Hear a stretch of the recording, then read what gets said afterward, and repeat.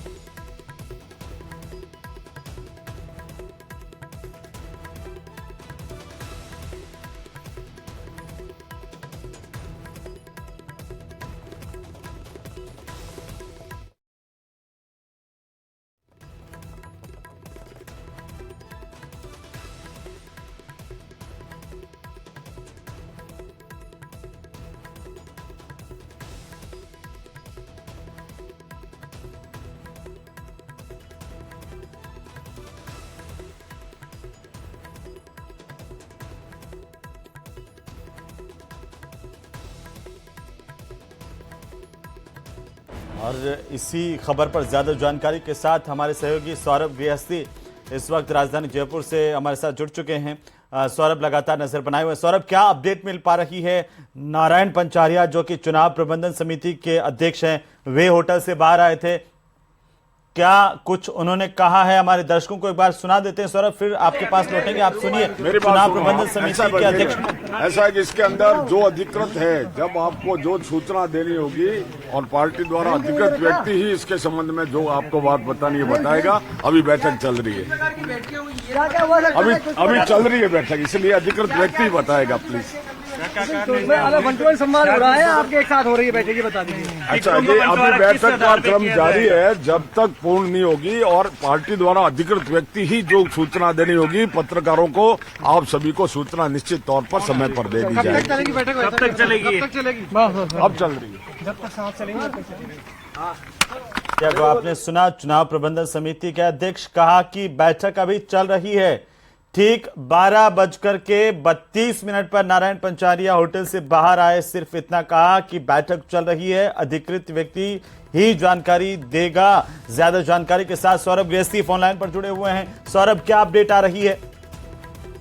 देखिए, पिछले 5 घंटों से लगातार बैठक का दौर जारी है। हर मुद्दे पर जो है वो फीडबैक लिया जा रहा है और पार्टी की रणनीति पर जो है वो बड़ा मंथन जो है वो इस वक्त किया जा रहा है। लेकिन जिन लोगों से, चूंकि नारायण पंचारिया जो है वो चुनाव प्रबंधन समिति के संयोजक है, तो संभवतः उनसे रिलेटेड चर्चाएं इस वक्त हो चुकी है और यही कारण है कि नारायण पंचारिया जो है वो बैठक से बाहर आ चुके हैं। बताया जा रहा है कि अभी बैठक जारी है, कुछ देर और लग सकती है इस बैठक को पूरी होने में और उसके बाद जो है वो संभवतः बीजेपी के प्रदेश अध्यक्ष इस पूरी बैठकों को लेकर ब्रीफ कर सकते हैं। लेकिन अभी की अपडेट यही कि बैठक जारी है और 3 नेता जो कुल 15 नेता जो है वो बुलाए गए थे इस बैठक में, उनमें से 3 नेता राज्यवर्धन सिंह राठौड़, सतीश पूनिया और अब नारायण पंचारिया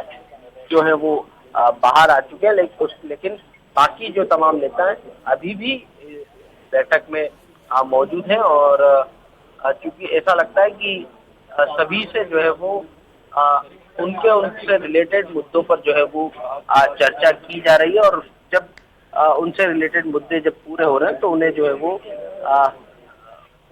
वो बैठक से बाहर आ रहे हैं। तो इसी कड़ी में नारायण पंचारिया जो है वो अब होटल से जो है वो रवाना हो चुके हैं। शेष तमाम नेता इस वक्त भी होटल में ही चर्चाओं का दौर जारी है। लेकिन सौरभ, कोई भी नेता जो अभी होटल से बाहर आ रहे हैं, इससे पहले हमने देखा था करीब 1-1.5 घंटे पहले जब सतीश पूनिया बाहर आए, राज्यवर्धन सिंह बाहर आए, वे भी बोलने से बचते हुए दिखाई दिए। नारायण पंचारिया भी कुछ ज्यादा नहीं बोल पाए हैं। एक तो ये माना जाए कि अभी इस बैठक को लेकर के कोई भी नेता जो बाहर आ रहे हैं वो बोलने की स्थिति में नहीं है बिल्कुल भी। वो यही कह रहे हैं कि बड़े नेता जब आएंगे, अधिकृत तौर पर जानकारी देंगे, वही जानकारी साझा हो पाएगी। जी बिल्कुल, देखिए बैठक कौन ले रहे हैं? बैठक ले रहे हैं बीजेपी के राष्ट्रीय अध्यक्ष जेपी नड्डा और केंद्रीय गृह मंत्री अमित शाह। ये दोनों अगर बैठक ले रहे हैं तो बाकी किसी भी नेता की बाहर आके मीडिया को इसकी जानकारी देना जो है वो उनके लिए संभव नहीं है।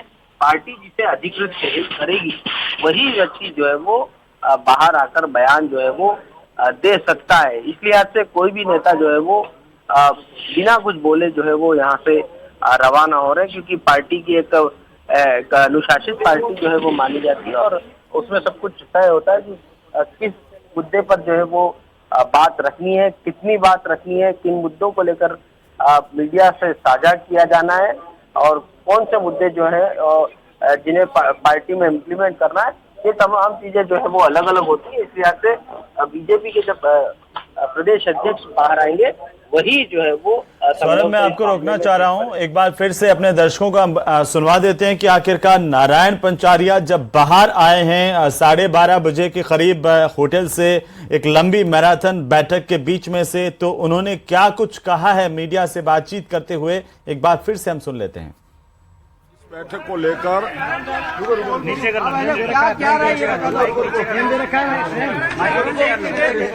मेरी बात सुनो आप। ऐसा है कि इसके अंदर जो अधिकृत है, जब आपको जो सूचना देनी होगी और पार्टी द्वारा अधिकृत व्यक्ति ही इसके संबंध में जो आपको बात बतानी है बताएगा। अभी बैठक चल रही है,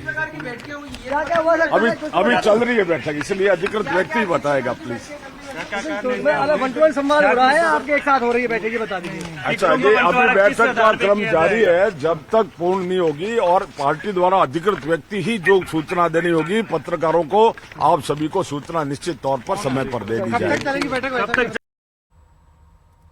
तो सौरभ हमारे साथ लगातार बने। सौरभ, आप लगातार आपने देखा भी कि किस तरीके से नेताओं की ओर से एक सधी सी प्रतिक्रिया आ रही है कि अभी बैठक चल रही है।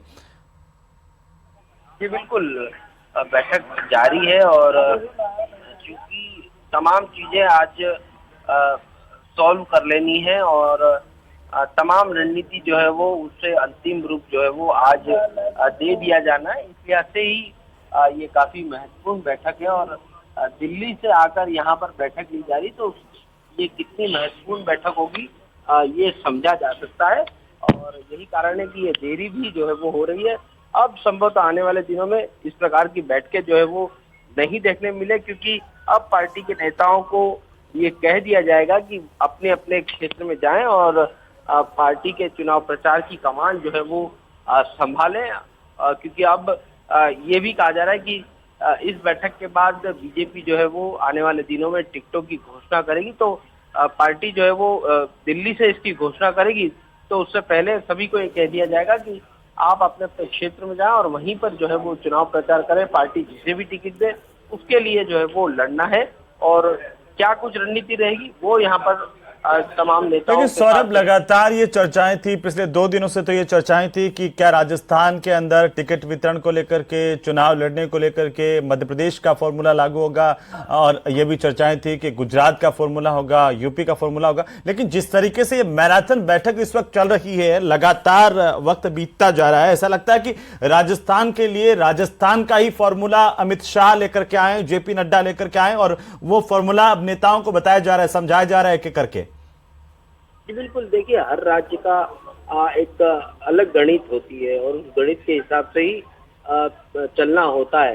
एमपी में चूंकि सरकार ही बीजेपी की है, इस लिहाज से वहां पर जल्दी टिकटों की घोषणा करके बीजेपी कुछ गेन करना चाहती है, लेकिन राजस्थान की बिल्कुल अलग स्थितियां जो है वो हैं और पार्टी को अगर लगता है कि जल्दी टिकटों की घोषणा करने से कोई फायदा हो सकता है तो जल्दी जो है वो घोषणा कर दी जाती है। लेकिन हाल फिलहाल ऐसा लगता है कि पार्टी संभवतः आचार संहिता का इंतजार कर रही है, ऐसा पार्टी के अंदर खाने में चर्चा की आचार संहिता लगने के अभी इंतजार जो है वो किया जा रहा है और उसके बाद अंतिम दौर तक जो है वो टिकटों की घोषणा होगी। यानी करीब 3 लिस्ट जो है वो बीजेपी की आ सकती है, ऐसी संभावनाएं भी जो है वो बन रही है, क्योंकि बीजेपी को राजस्थान में जिस प्रकार का माहौल बन रहा है तो बीजेपी को ऐसी उम्मीद है कि पार्टी जो है वो राजस्थान में जीत जाएगी। इस लिहाज से अगर टिकटों की घोषणा कर दी जाती है जल्दी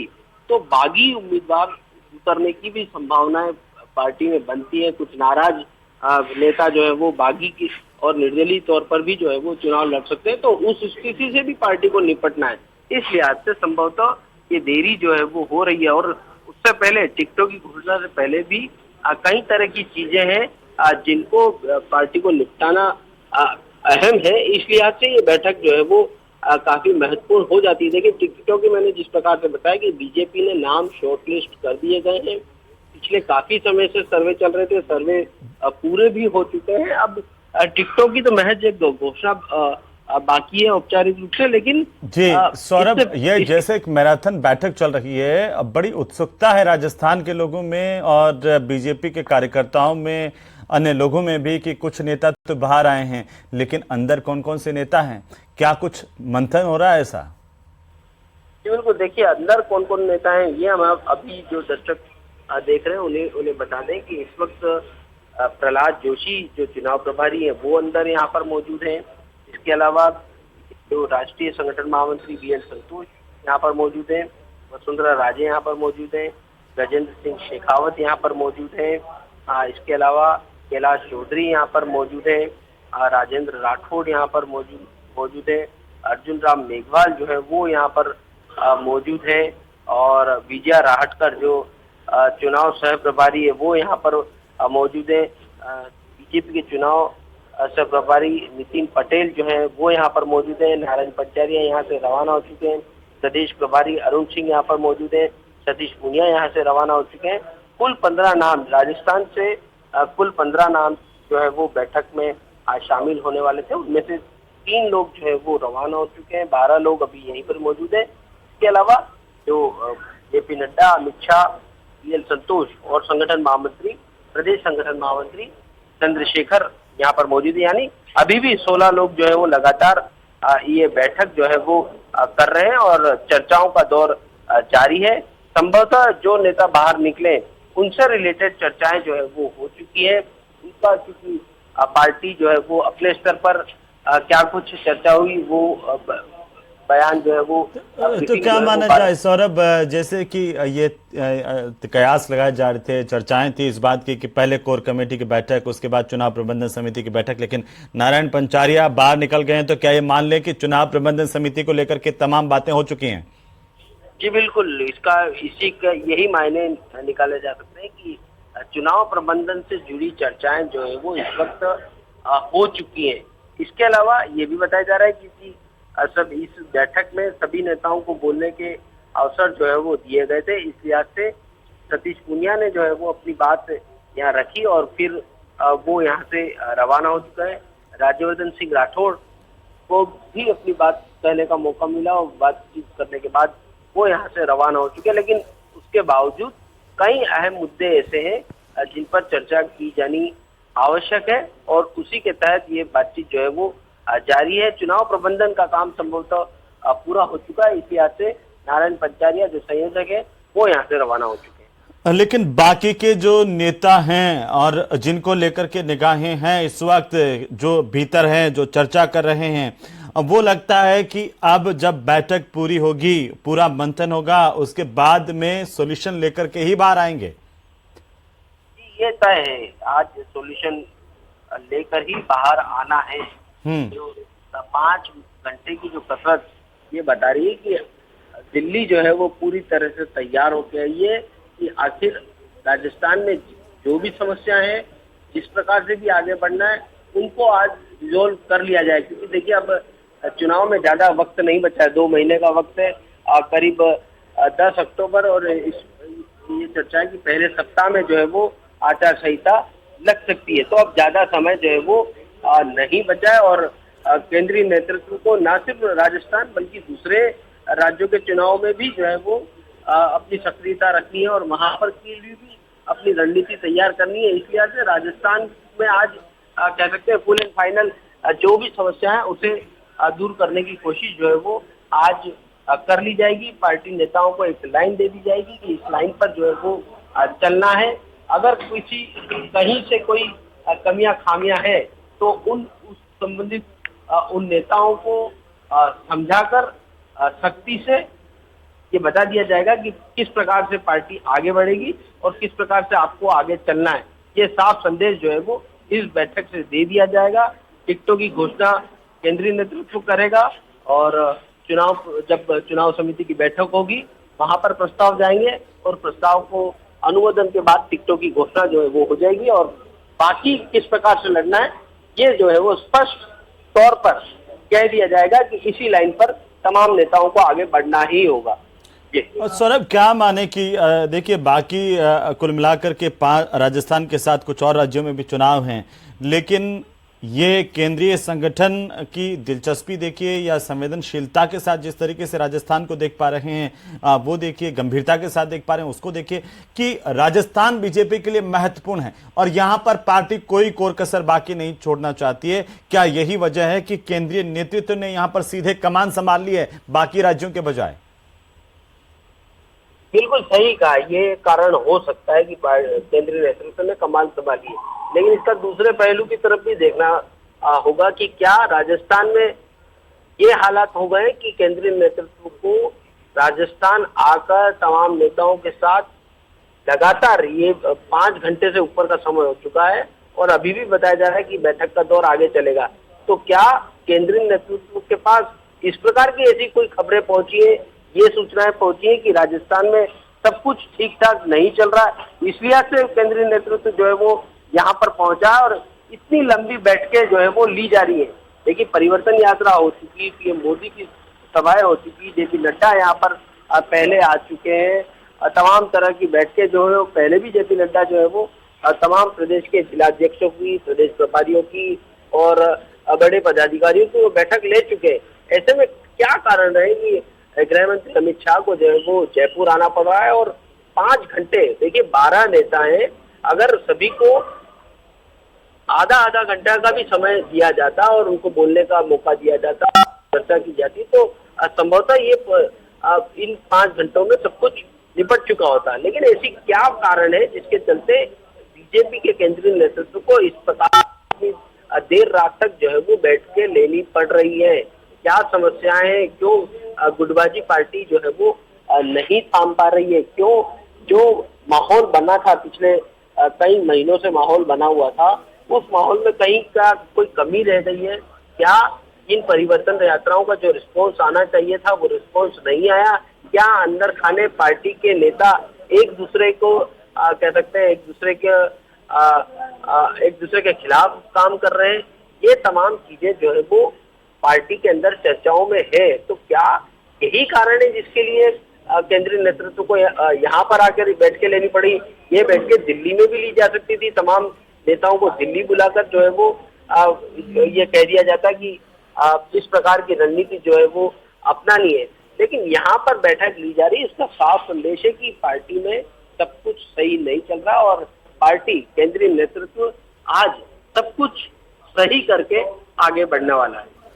सौरभ, अब जिस तरीके से देखिए 1.5-2 घंटे 3 घंटे के बाद में कोई एक नेता बाहर आ रहे हैं, उससे तो लगता है कि अभी ये बैठक और लंबी चलने वाली है।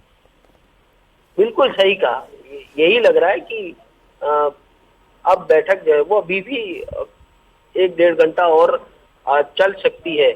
और क्योंकि ये भी समझ नहीं आ रहा है क्योंकि सभी नेताओं की सामूहिक बैठक जो है वो हो रही है, तो फिर इन नेताओं को बाहर करने की क्या जरूरत आ गई कि उन्हें बाहर भेजा जा रहा है? और दूसरे नेताओं से ऐसी क्या चर्चाएं हो रही है जो इनके सामने नहीं की जा सकती? क्योंकि बीजेपी के पूर्व प्रदेश अध्यक्ष सतीश पूनिया जो है वो 3 साल तक प्रदेश अध्यक्ष की कमान जो है वो राजस्थान में संभाल चुके हैं और सबसे पहले वही जो बाहर आए और उनका भी साफ तौर पर ये कहना था कि मैंने अपनी जो बात रखनी थी वो रख दी। और राज्यवर्धन सिंह राठौड़ तो बिना किसी बात के कहे मीडिया से बातचीत किए चुपचाप जो है वो बाहर निकल गए। अब नारायण पंचारिया जो है वो बाहर निकले, तो बाकी जो शेष नेता हैं उनसे किस प्रकार की चर्चा की जा रही है, क्या कुछ जो खेमों की बात कही जा रही है उन खेमों को उनमें जो मनमुटाव कहे या फिर और कुछ बात है उसे दूर करने की कोशिश की जा रही है। क्योंकि देखिए चुनाव प्रबंधन आसानी से जो है वो किया जा सकता है। बीजेपी की रणनीति जो है वो तैयार है कि किस प्रकार से पार्टी को आगे बढ़ना है। टिकटों को लेकर भी सब कुछ लगभग फाइनल सा ही है। सांसदों को जहां तक लड़ाने की बात है तो वो ज्यादा से ज्यादा 5 से 7 सांसदों को लड़ाया जा सकता है, लेकिन उसके लिए यहाँ पर आकर इतनी बड़ी बैठक करना जी ये आज की इस बैठक से सौरभ लग तो यही रहा कि पहले ही दिल्ली ने तय कर लिया था कि क्या करना है और क्या फैसला सुना करके आना है और कैसे ये पूरी बैठक लेनी है, और सख्ती का भी संदेश पहले आ गया था। हमने देखा कि एयरपोर्ट पर तमाम जो नेता हैं अग्रिम पंक्ति के, चाहे वसुंधरा राजे से लगा करके राजवेंद्र राठौड़, सतीश पूनिया, तमाम नेता वहां पर एयरपोर्ट पर ही नजर आए।